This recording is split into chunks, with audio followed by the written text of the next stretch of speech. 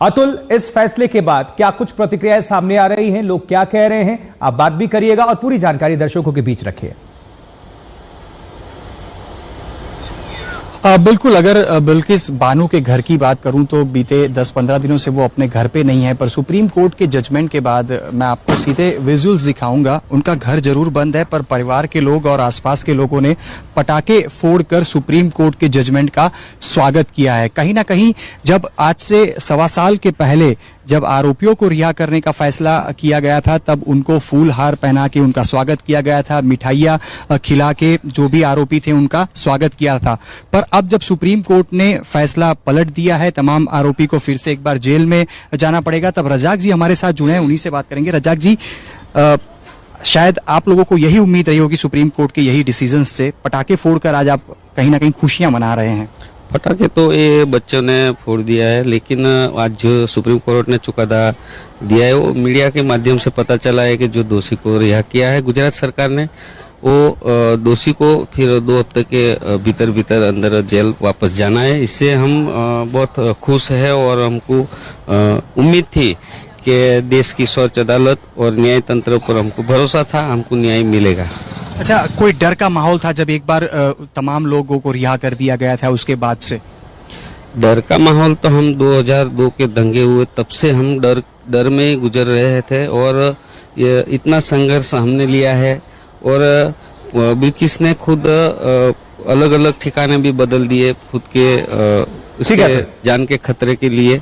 कितनी जगह पे अलग अलग जगह रहते थे वो लोग, तो अलग अलग जगहों के ठिकाने बिल्किस बानो को अब तक बदलने पड़े हैं। और जिस प्रकार से बिल्किस बानो से के चाचा से हमने बात की है, उनका भी कहना है कि लोगों ने इस फैसले का स्वागत किया है और पटाखे फोड़े हैं फिलहाल। तो ठीक है, तो नजर बनाकर रखिएगा, आप जुड़े रहिए, दोबारा आपका रुख करेंगे। और इस बीच वकील वृंदा ग्रोवर क्या कह रही हैं इस मामले को लेकर, आपको हम सुनवाते हैं। अदालत ने यह फैसला किया कि ये लोगों को वापस जेल में अभी जाना होगा, ताकि रूल ऑफ लॉ का पर जो इस देश टिका हुआ है, कोई भी हो उसमें लॉ सबके ऊपर बराबर चलेगा। और उन्होंने ये भी आश्चर्य प्रकट किया कि गुजरात स्टेट ने इस तरह क्यों इस मामले में एक्ट किया। फ्रॉड की बात भी कही। बिल्कुल, उन्होंने कहा fraud has been committed on the court. जो इनमें से कॉन्विक्ट था, उसने जो पिटीशन डाली उसमें बहुत से तथ्य जो जरूरी थे उसको सप्रेस किया गया। चलिए आगे बढ़ते हैं, अगली खबर की बात करते हैं। कांग्रेस नेता एक एक कर विपक्षी दलों से सीट बंटवारे को लेकर बातचीत कर रहे हैं, और आज कांग्रेस के नेता आम आदमी पार्टी नेताओं से दिल्ली पंजाब पर वार्ता करेंगे। लेकिन आम आदमी पार्टी सूत्रों से खबर है कि सिर्फ दिल्ली में सीट शेयरिंग पर चर्चा नहीं करेगी। पार्टी दिल्ली के अलावा पंजाब, हरियाणा, चंडीगढ़, गोवा और गुजरात राज्य में भी सीट साझा करने को लेकर चर्चा करेगी। आम आदमी पार्टी की तरफ से सांसद संदीप पाठक, कैबिनेट मंत्री आतिशी और सौरभ भारद्वाज होंगे इस बैठक में शामिल। और कल बिहार पर वार्ता हुई थी। जिस तरह का माहौल है उससे एक बात तो साफ है कि विपक्षी गठबंधन में सीटों का बंटवारा इतना आसान नहीं होने वाला। दिल्ली की सत्ता पर आम आदमी पार्टी का कब्जा है, लोकसभा की 7 सीट बीजेपी के पास है, और ऐसे में साथ में कौन कितनी सीटों पर लड़ेगा इसकी चर्चा इस बैठक में होनी है। आम आदमी पार्टी की तरफ से संदीप पाठक, आतिशी, सौरभ भारद्वाज बातचीत करेंगे, और संभव है कि आम आदमी पार्टी पंजाब में सौदेबाजी करेगी। कांग्रेस भी कि ये जितनी जल्दी हो जाए उतना अच्छा है, क्योंकि आप देखो कि जैसे एक बार डिसाइड होने के बाद फिर नीचे के प्रिपरेशंस में काफी टाइम लगते हैं, एडजस्टमेंट्स होते हैं, प्रिपरेशंस करने पड़ेंगे, तो वो अब बहुत ज्यादा आपके पास स्पेस नहीं है।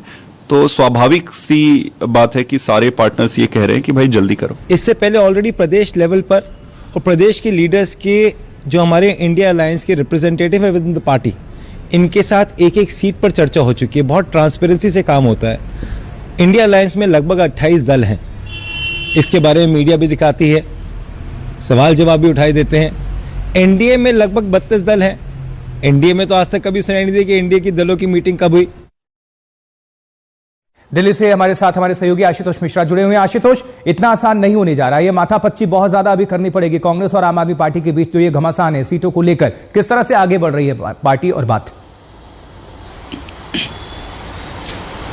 आसानी होती है जब नेचुरल अलायंस होता है। यहाँ पर 2 आर्च राइवल एक साथ मिल रहे हैं और उन्हें समझौता करना होगा उन परिस्थितियों में कि राज्य की इकाइयों में टकराहट है, लेकिन राष्ट्रीय स्तर पर नेतृत्व तैयार है कि हाँ, हम समझौता करके चुनाव में जाएंगे। अब उस समझौते में जो पेंच है वो दिल्ली को लेकर के है, वो 4-3 होगा या 5-2 होगा? क्या कांग्रेस सिर्फ 2 सीटों पर मांगेगी? राष्ट्रीय पार्टी होने के नाते हो सकता है वो सम्मानजनक के रूप में 3 सीटें मांगे। अगर 3 होता है तो आम आदमी पार्टी कहेगी कि फिर पंजाब में हम आपको ज्यादा नहीं दे सकते, क्योंकि पंजाब में वैसे भी बिखराव ज्यादा है दोनों पार्टियों के बीच में। तो क्या कांग्रेस ये मानेगी कि पंजाब में सीट ना मिले? और अगर कांग्रेस पंजाब में कहती है कि हमें कम से कम सम्मानजनक सीटें मिले, तो आम आदमी पार्टी कहेगी कि हमें गुजरात में भी चाहिए, गोवा में भी चाहिए, क्योंकि अब देश के 4 राज्यों में उसका जनाधार है। और दूसरी परिस्थिति ये है कि गुजरात की भरूच सीट से आम आदमी पार्टी ने अपना उम्मीदवार तक ऐलान कर दिया है कि जो उनके आदिवासी विधायक हैं जो इस समय गिरफ्तार किए गए हैं, और उसी भरूच सीट पर जो कि अहमद पटेल की सीट हुआ करती थी, जहां पर यह माना जा रहा था कि उनकी बेटी चुनाव लड़ेंगी।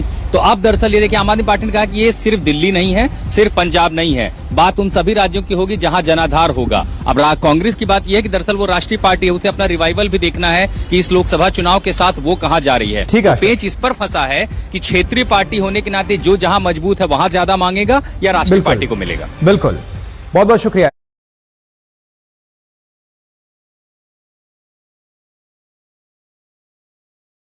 इस खबर पर जानकारी दर्शकों के बीच रखने के लिए। तो सीटों के तालमेल पर कांग्रेस लगातार बातचीत कर रही है और इस बीच जेडीयू की तरफ से कांग्रेस पर बड़ा हमला हुआ है। जेडीयू नेता केसी त्यागी ने कहा है, गैर कांग्रेसी, गैर बीजेपी शासित सूबे में कांग्रेस का ज्यादा सीट मांगना अव्यवहारिक है, प्रैक्टिकल नहीं है।